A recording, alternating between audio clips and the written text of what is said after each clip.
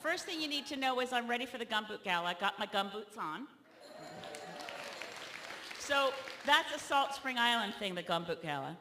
And another Salt Spring Islander, I can't say entertained, but really opened our eyes and made us think and challenged us last night, because Ronald Wright also lives on Salt Spring Island.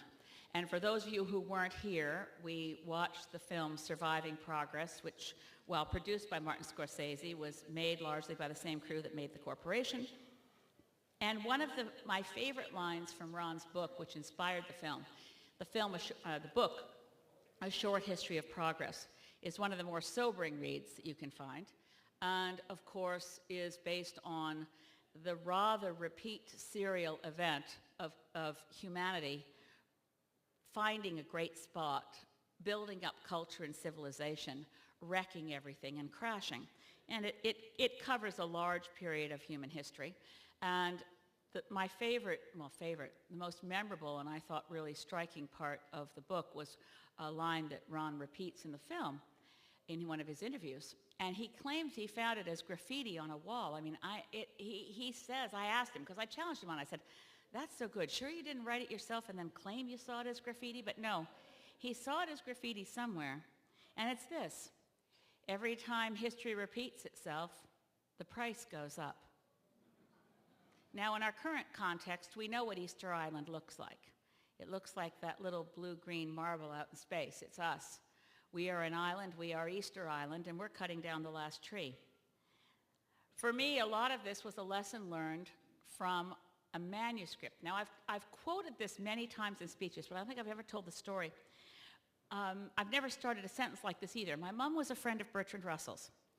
My mom and Bertrand Russell and 16 other besides Bertrand Russell, my mom was not a Nobel laureate, but 17 Nobel Prize winners decided to sue the governments of the United States, the Soviet Union, and the United Kingdom for nuclear weapons testing and what it was doing to, which was really an environmental issue, to the future children of the planet who would receive in their bones and teeth cancer-delivering quantities of strontium-90 from the bomb tests.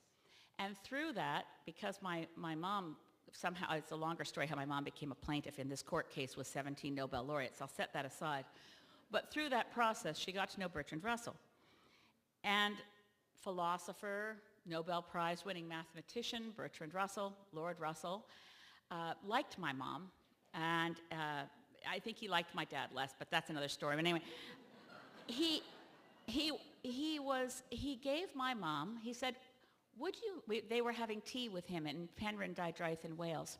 No, Blaenau Festiniog, anyway, he lived in Wales. And he said to my mom, I have just the thing for you. I'd like to give you one of my unpublished manuscripts. You can imagine. My mom, housewife, anti-bomb activist, anti-fallout activist from Connecticut, tries to keep up with Lord Russell as he bounds up the stairs to his office. He took them two at a time, and he was, I think, 88, but anyway. And he gave her his unpublished manuscript. Its title was A History of the World for Martian Infant Schools. And I'm going to recite it for you. It read as follows, and I thought of it last night when Ron Wright was talking about A Short History of Progress. It was this: ever since Adam ate the apple, man has refrained from no folly of which he was capable. The end. So, as a feminist, I'm not going to underscore man, but, you get the point. Generically, we could say Lord Russell meant humanity, but anyway. We're at a pivotal point in human history. Now, I'm standing here as the federal party leader of a political party at a national convention. And that's not what's on my mind. I'm not thinking like a politician, leader of a federal political party. What I'm thinking of is what it means to be alive right now in this moment on planet Earth and be part of a particularly industrious, clever species called Homo sapiens, who stand on the cusp of destroying absolutely everything. And the question before us, and I will come to what we can do as a political party, but the question before us as human beings, we didn't necessarily, I don't know, how did we get born? How did we come up as human beings? I'm not going to touch those questions. But here we are. And we have self-identified as Homo sapiens, the smart ones. So the question before us is simple. Can the smart ape learn? We keep repeating our mistakes over and over again. Those of you who were here last night in the film Surviving Progress, which, by the way, you can get through the National Film Board, kept showing us the images, the giant faces of Easter Island, which as an attempt to appease the gods that as they cut down the last trees, they squandered what resources were left in these tributes instead of saving the trees. Or the Mayan civilization, where you saw the vast city-states, extraordinary. I was in the Yucatan right after the climate negotiations in 2010, and you could see where there were roads from Chichen Itza direct to other cities within the Yucatan Peninsula. This was a highly evolved civilization. But as the effects of centralization and control and power to the elites kept going on and on, collapsed. Or the Roman civilization. Ron gave us all the reasons yesterday for the collapse of the Roman civilization in terms of indebtedness and not dealing with it, not dealing with inequity. Never mind, they were eating off lead plates and poisoning themselves. That one didn't come up in last night's review.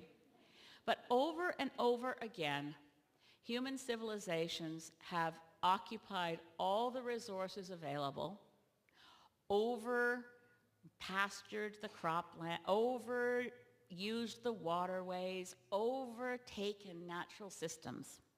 And as a result, they have crashed. Now, it would be nice to think that that wasn't an issue anymore because we're so very smart. Technology delivers for us so many advantages that even though the United States is now drier than it was in the Dust Bowl, it doesn't look like that because we have advanced irrigation systems. Sure, pumping out the aquifers, and who knows what happens when those go. But there's the sense that there's a construct of human existence which is certain, which is so well built that it's indestructible, and that we, living in this construct, which we generally refer to as the economy, can take up, if we're really concerned, we can take an interest in something called the environment. But this is such crazy thinking. We are living in the best description of it, which I mentioned last night, as Herman Daly, who was former senior economist to the World Bank, put best this relationship between the environment and economy. You get a lot of people saying, we need to balance the environment and the economy. Those are progressive people. Stephen Harper thinks we have to bury the environment because we have to serve the economy. Progressive people now are left saying, no, we need to balance the environment and the economy. What Herman Daly said, and he's a very prominent economist, is we need to always understand that the economy is a wholly owned subsidiary of the environment. If we choke the life,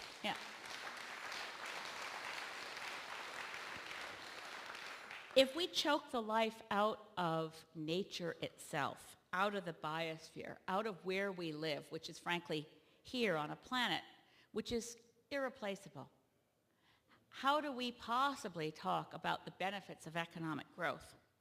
So what I wanted to talk about, if I possibly can find a way to do it, is how do we, in this time and place, as members of a specific political party in Canada, draw attention to the fact that we are, as a species, sleepwalking to our own extinction. We don't want to look at it. It's very scary stuff. If we think about it too much, we may lose our minds. If we think about it not at all, we walk over the abyss and then say, well, I guess there'll be lots of free parking on a dead planet. That's not possibly something that I'm prepared to live with.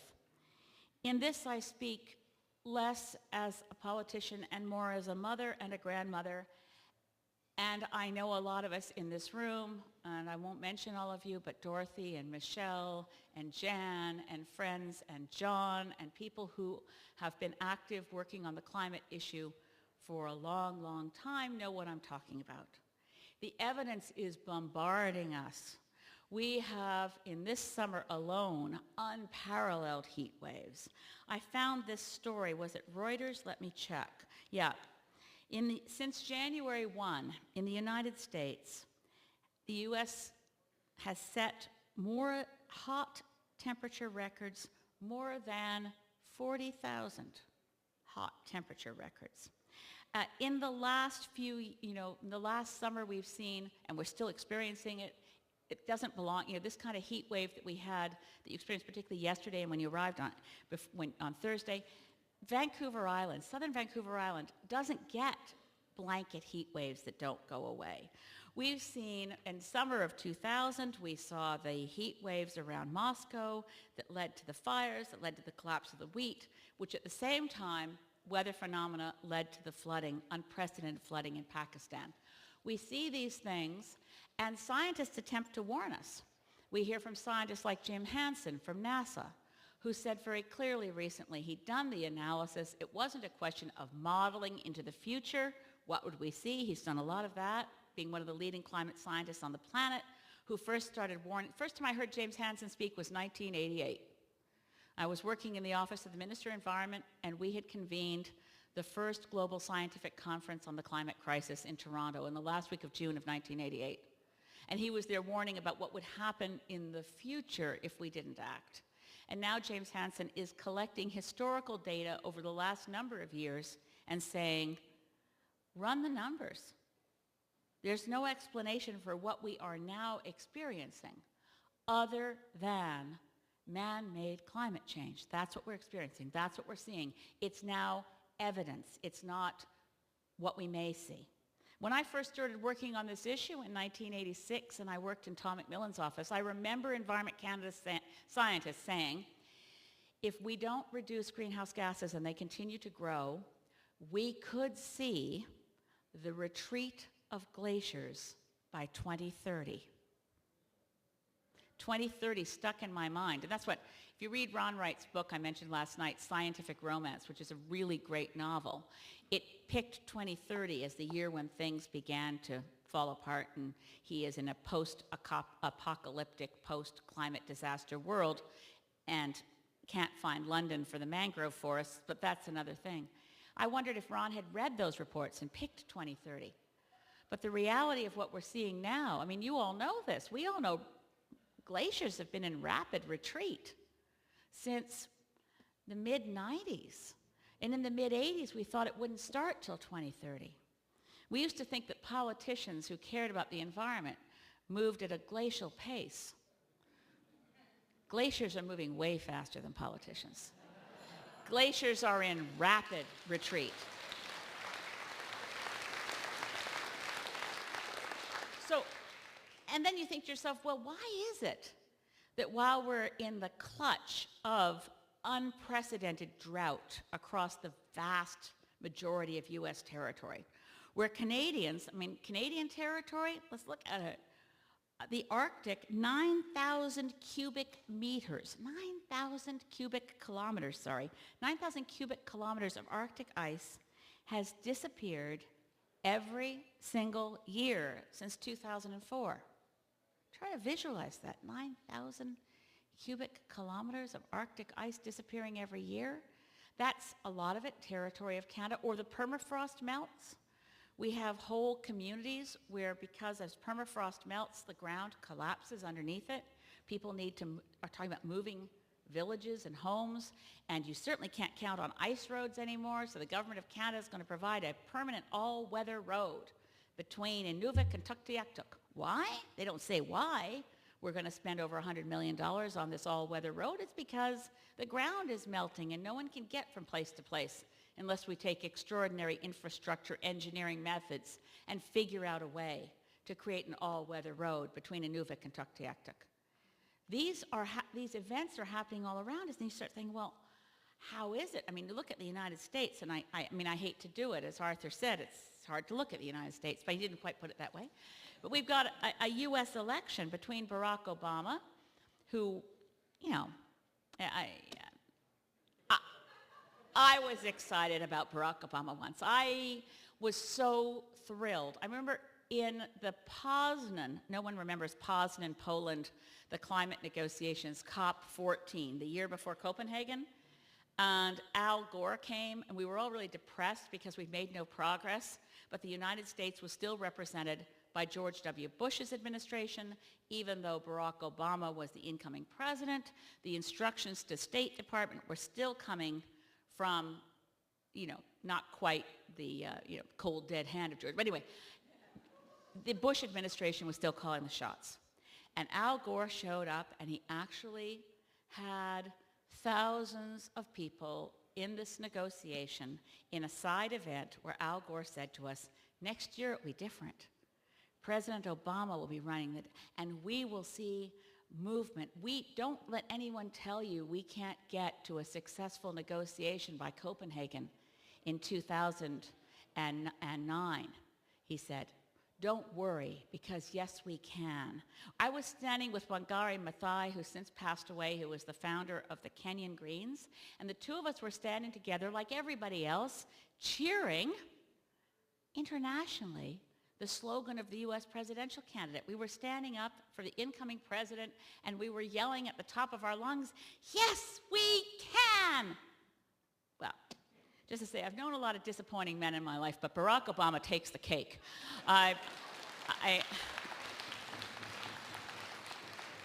We thought, and then I realized in Copenhagen, and we had a panel of global Greens, and looking back, and I said at the time, I mean, yeah, Barack Obama is not George Bush, but unfortunately, the United States is still the United States. So the best reason for anyone here who has a chance to vote in the U.S. election, I know we have some U.S. Greens with us. I know the U.S. Greens do a fabulous job trying to get on the ballot, and I know Jill Stein is a great candidate. And it's wonderful to have an alternative in the United States. But the best reasons to vote for Barack Obama come down to Romney and Ryan. And then you wonder, why are none of them talking about climate change? The United States is in the grip of economically destructive, life-threatening. In fact, people have died from heat. People have died from these incredibly forceful windstorms. People have died in tornadoes. People have died in floods. And yet, no one dares speak the cause because it's a U.S. election year, and someone might mind the truth. Someone might be offended, but it turns out it's not the U.S. electorate.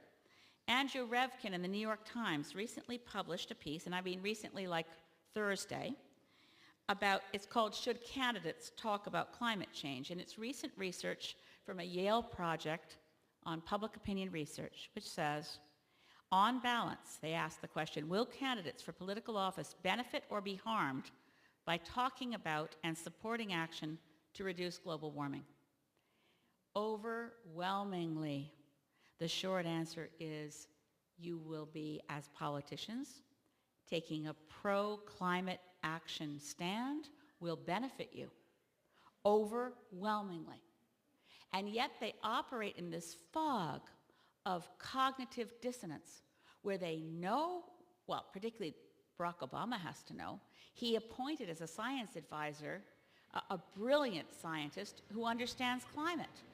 So how would it be that they would be so careful to avoid saying anything, that they even instructed their delegation when we were last in climate negotiations, which took place in South Africa, in Durban, in December, the U.S. delegation was shameful. They said, in the period at the end of the first phase of Kyoto, we need a period of reflection. This is the time to, all hands on deck. We've got a few years left when we can make a difference. And one of the biggest political and economic powers on earth says we need a period of reflection. It's political cowardice that borders on the immoral. that they would not take a stand at any global meeting for fear it would hurt them at the polls domestically, and now the polling results from the U.S. show they were wrong.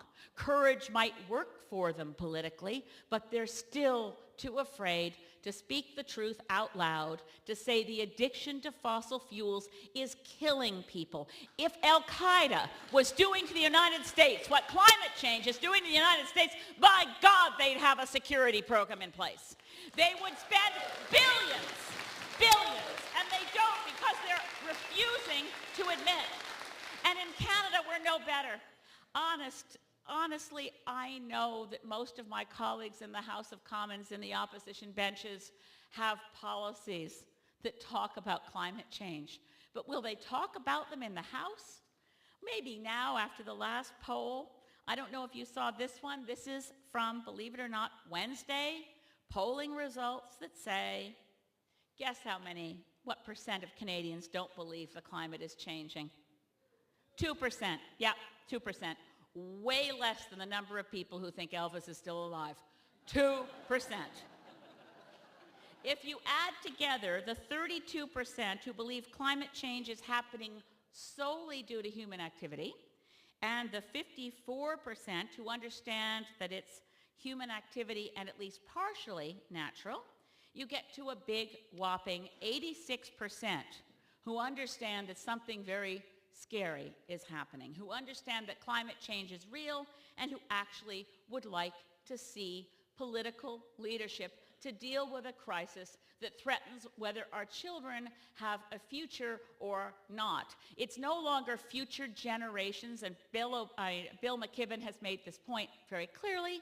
We're not talking about future generations in the abstract. Picture your own children. This is about them. This is about their specific immediate future.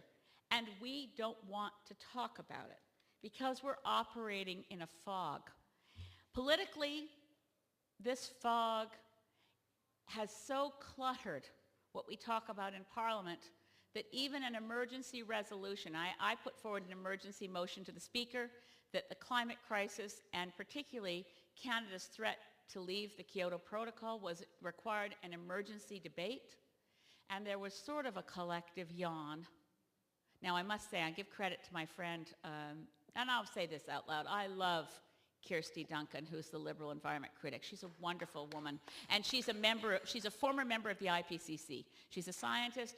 She works really hard. I put forward an amendment, a motion to the Speaker for an emergency motion, an emergency debate. So did she. What would it have cost them? What would it have cost the Conservatives to give us an emergency debate? You know what it looks like? It means staying from 9 till midnight. That's what it means. You get an emergency debate, it's 9 till midnight in an empty room with the minimum number of people required to show up. But we couldn't get that because climate change, the climate crisis, and Canada's withdrawal from Kyoto is not an emergency. Well, I don't know what the hell is not an emergency if it's not the climate crisis. Except for one thing that's a contender for what the hell the emergency is if it's not the climate crisis. And that's that Canadian democracy is melting as fast as the Arctic ice.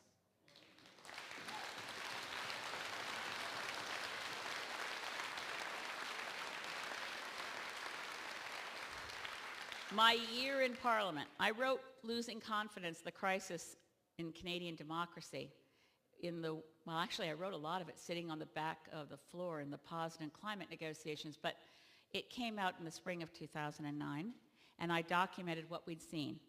The fact that we'd seen a prorogation, the shutting down of Parliament to avoid a confidence vote the Prime Minister knew he would lose. It's unprecedented. Well, it's not quite unprecedented. It happened once before. It happened to Sir John A. Macdonald once when he prorogued to avoid the Pacific scandal, and when he reconvened the House, there was an immediate election. To have two prorogations. This is new, since they have a majority of the Conservatives in the House, various parliamentary committees, and I know this because, you can pay attention, but it really draws it to your attention when you recruit when we had at one point 20 through the winter and spring of this year, 20 volunteers working in my parliamentary office who were either undergraduate or master's degree students who had signed up to work for me, getting the credentials to go into the House, and their job, each one of them, was to track a committee.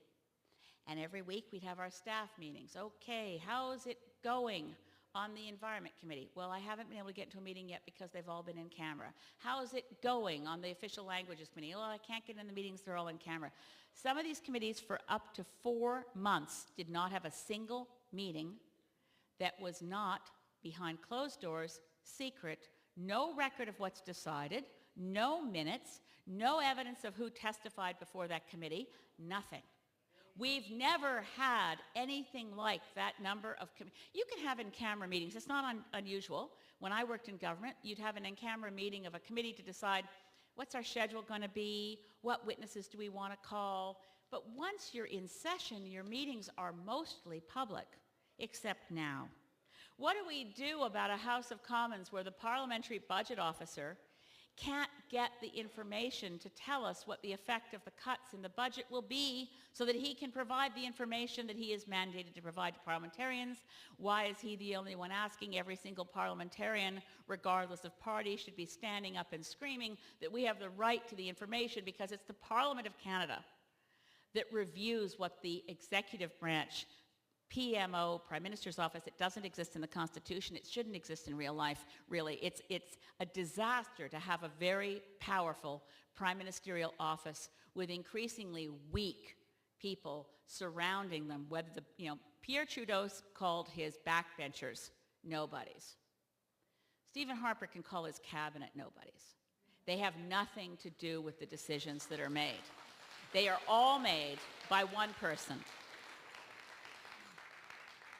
We could talk about omnibus bills, the crime omnibus bill, C-38, the budget omnibus bill, but I want to turn our attention in terms of that shrinking ice of Canadian democracy to what happened to trusting we had fair elections.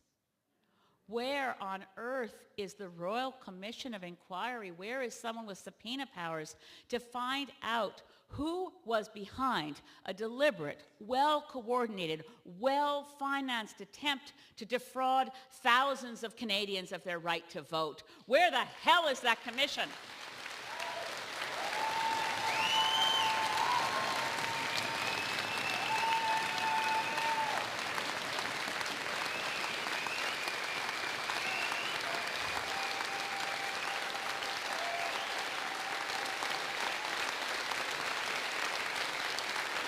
We keep, goodness knows, Canadians care about this. I have people emailing me all the time, what's happened to the investigation into robocalls? Look at Toronto. I mean, this is an amazing one. Eglinton Lawrence, it was in a Terry Malevsky CBC report, one of the few real reporters left on the planet. Terry Malevsky found thousands. He got thousands of, and they showed them on the national news, approvals for candidates to be, not candidates, last-minute voters. Okay, a lot of you worked on the polls in this riding, and you've worked in the polls in other ridings, and you know the rules.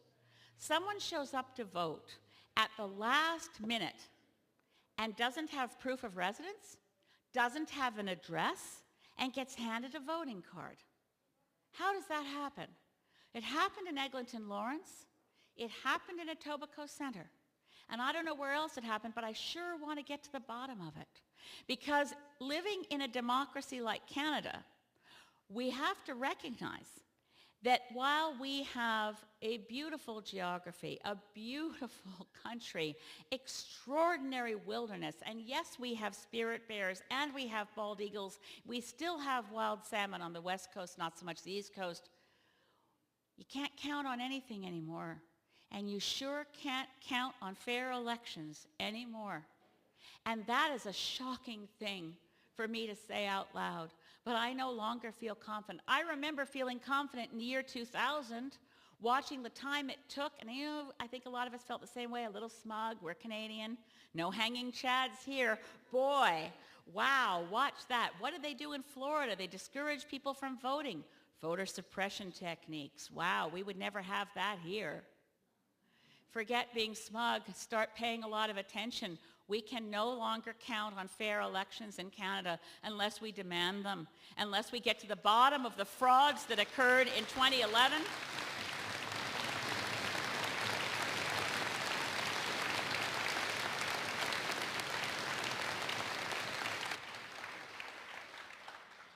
So can the smart apes learn? I mentioned this last night. I'll say it again. I really love us. I know some of my friends in the environmental movement, particularly Farley Mowat and some other friends, really think humans are a blight, really faster gone, that's the better thing. We've just been a big mistake. I don't believe that. I love us. I love our families. I love our art. I love our language. I love our words. I love our culture, and I love our communities. I love what we can do together. I love that we're compassionate. I love that we're empathetic. That's what we mostly are. We're not mostly mean and competitive and greedy. We're mostly compassionate, cooperative, and empathetic. Those are the skills and the traits that allowed naked apes without claws, without big teeth. What got us to be where we are today as the smartest, most dominant species on the planet? It sure wasn't that we could outrun a tiger, or that we could outclaw a lion, or that we could actually eat lots of people and things around us without, stopping for breath. We're not cheetahs.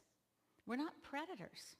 By nature, the only reason, and I mean by nature, the only way we survived wasn't that we took up arms to club each other, but we took up arms to hug each other. That's the only reason we survived.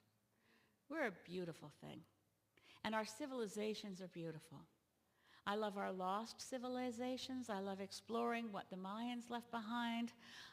Someday, I don't really want to actually say someday I'll go to Greece, because I won't, because of the carbon footprint. I don't need to go there, but I think it looks beautiful.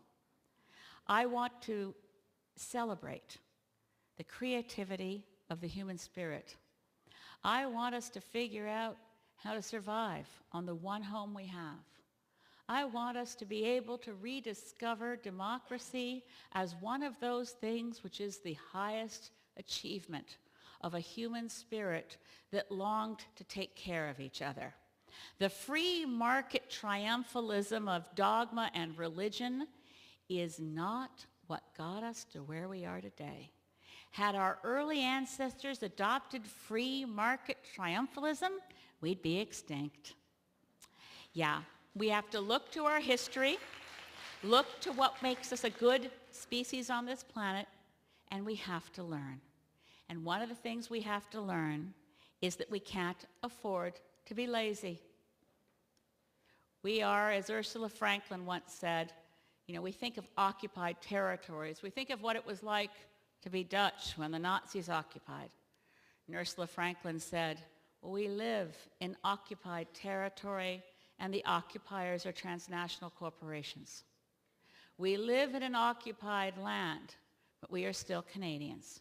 We live in occupied territory, and we can say in response to Bertrand Russell's short history of humans for Martian infant schools, that ever since Adam ate the apple, man has refrained from no folly of which he was capable. Well, we can say what we do in place of folly. We can set aside folly.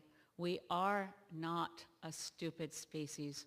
We are creative and adaptive, and if we know anything, we should know that it matters to protect our home, love our families, and take care of each other.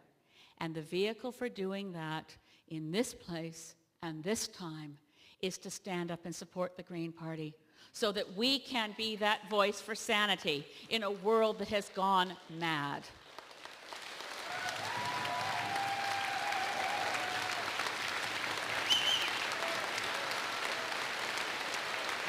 In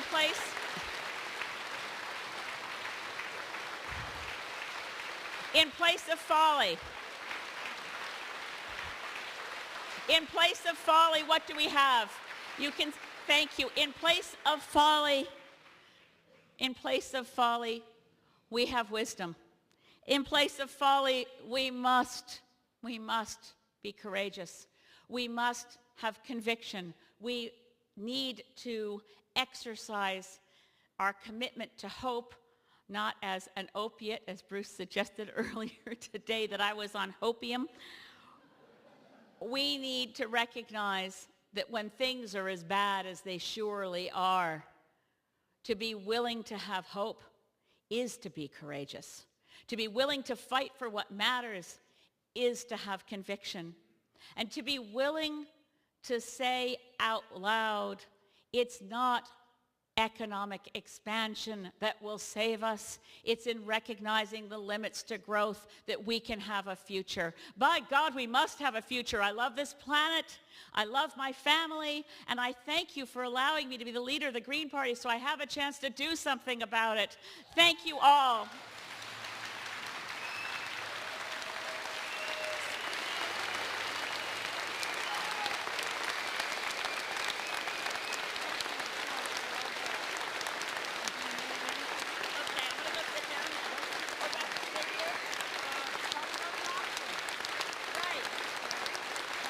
Thank you.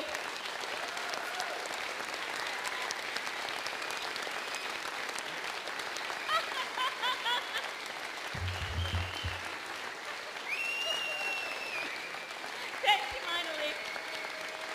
You can always count on Salt Spring for a bit of hope. Thank you. I hope this is a fetching look.